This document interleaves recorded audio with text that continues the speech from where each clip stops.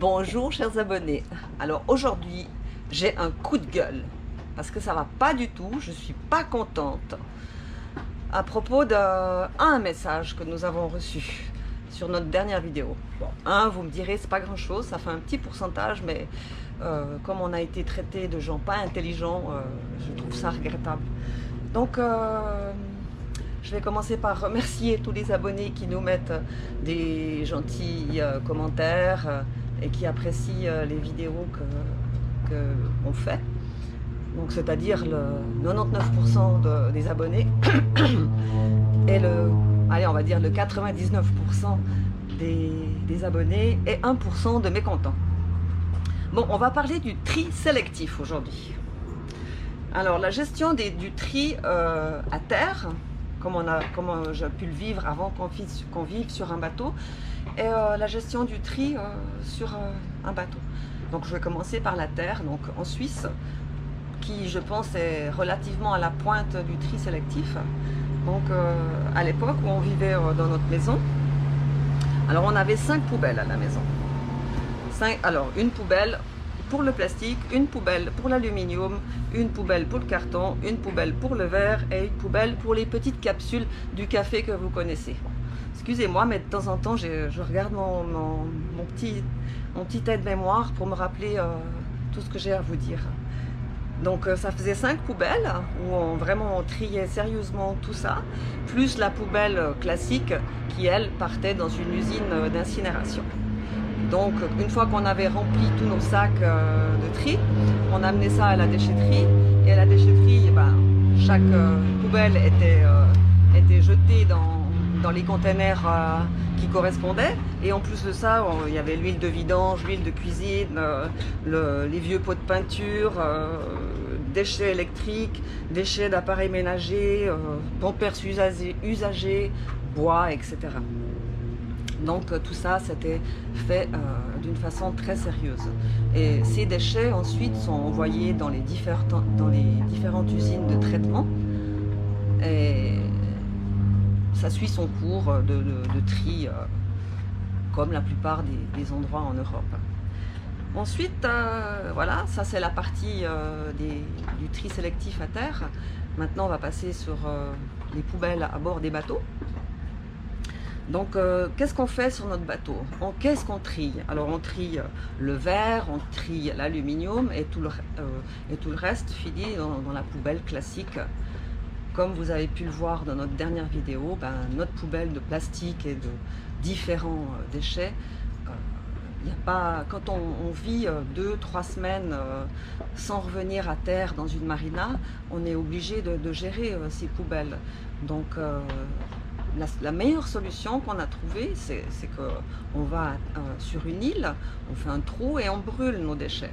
Et par la même occasion, à ce moment-là, quand on découvre sur cette île qu'il y a plein de bouteilles en plastique, plein de chaussures abandonnées, plein de n'importe quel déchet, vous vous imaginez même pas tout ce qu'on peut trouver, on profite de brûler tout ça. Pourquoi on fait ça? Bon, tout d'abord, ça va peut-être choquer certaines personnes qu'on agit comme ça, mais je peux vous dire que la plupart des navigateurs, ils font comme ça, parce qu'on n'a pas le choix. En arrivant à terre, comme ici, là on est à Ouloum-Malé, on va se renseigner où on va pouvoir donner notre poubelle d'aluminium. Et la plupart du temps, qu'est-ce qu'ils nous disent?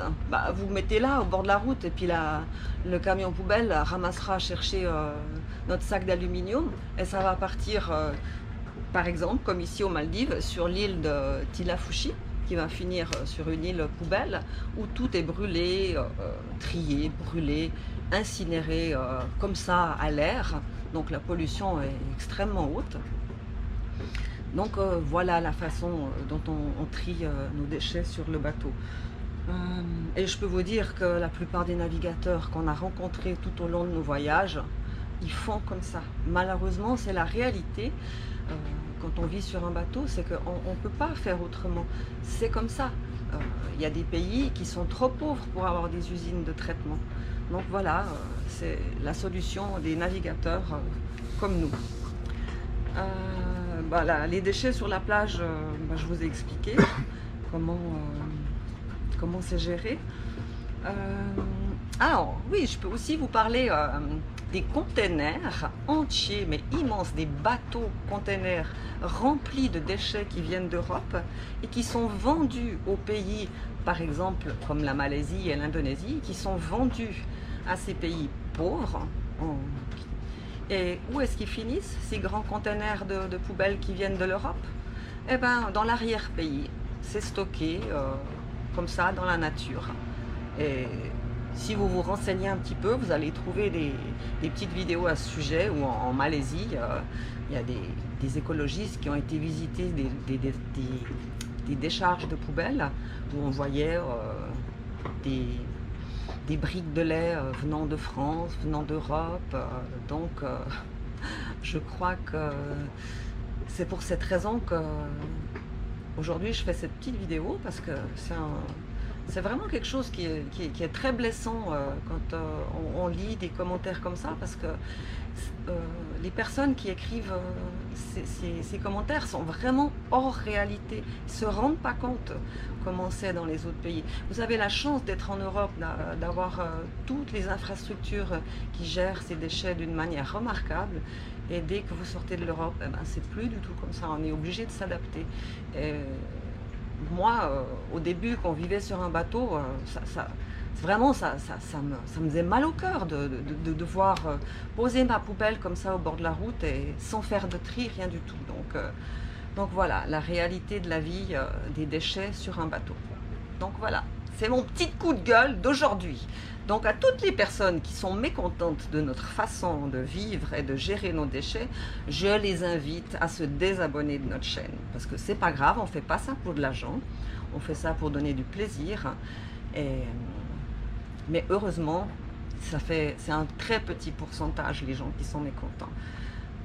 Par contre, tous les autres, eh ben, on vous aime, on vous remercie, et puis continuez à nous regarder.